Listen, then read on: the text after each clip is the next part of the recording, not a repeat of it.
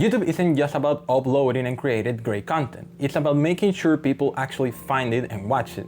Smart optimization helps videos show up in search, grab attention with the right thumbnail, and keep viewers engaged long enough to boost performance across the board. And to break down some do's and don'ts of YouTube optimization, we're taking a closer look at Adobe's channel, home to one of the most influential creative brands in the world, which provides creators, businesses, and storytellers with tools like Photoshop, Premiere Pro, and Illustrator. Adobe runs two main YouTube channels. Their Adobe channel, which leans towards showcasing their suite of cloud-based solutions for individuals and businesses, and covers product launches, industry news, and presentations that highlight Adobe's role in the broader creative ecosystem. There's also the Adobe Live channel, which is more community-driven and focuses on tutorials, tips, and live streams centered around the Creative Cloud apps. It's where creators gather to learn, share, and experiment.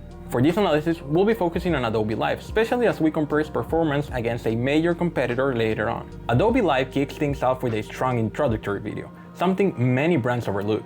It clearly outlines the channel's purpose, the types of content viewers can expect, and encourages interaction. That's a win for transparency and audience onboarding.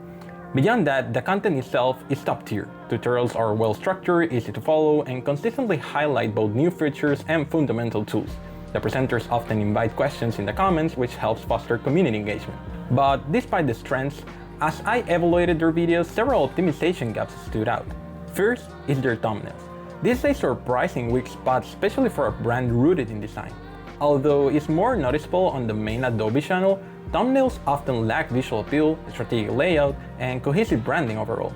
In contrast, Adobe Live does a better job using thumbnails to categorize content and create visual clusters, but there's still room for improvement across the board. After going over that introductory video, I watched one of their tutorial series.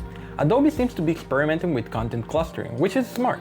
However, many videos are just 2 to 5 minutes long. While brevity can make content more digestible for users looking for specific face-forward answers, it limits reach and watch time, two key metrics for YouTube's algorithm. This format works well for structured courses, but on YouTube it's not quite the same story. When going over their YouTube page, there's a noticeable lack of consistency in design, editing style, and presentation across videos. This fragmented tone can confuse viewers and dilute brand identity, which is something that its main competitor, Canva, has understood perfectly.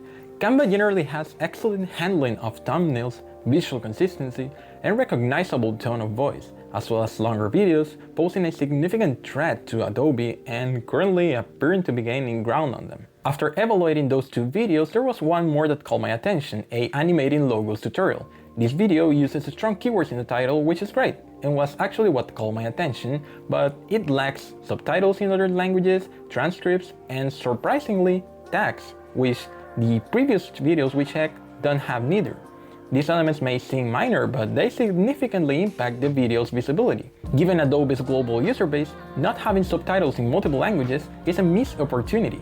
Canva, again, handles this well by offering multilingual support. So how can we handle many of these issues?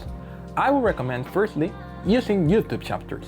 These break longer videos into chapters to improve navigation and boost algorithmic performance. This allows users to jump to specific sections if they want so, while encouraging full-length views. Also, I will definitely recommend adding multilingual captions and even audio tracks. There's multiple AI tools to generate subtitles and even dub audio in multiple languages by this day. Adobe's tools are used by people all over the world, and this just expands reach and makes content more inclusive for Adobe's international audience. And finally, why not applying the Adobe's Live channel best practices to their main channel? Take that design consistency, the thumbnail strategy, and the community engagement from Adobe Live and integrate them into the corporate channel. This will just bring benefits. It will unify the brand voice and improve their overall performance.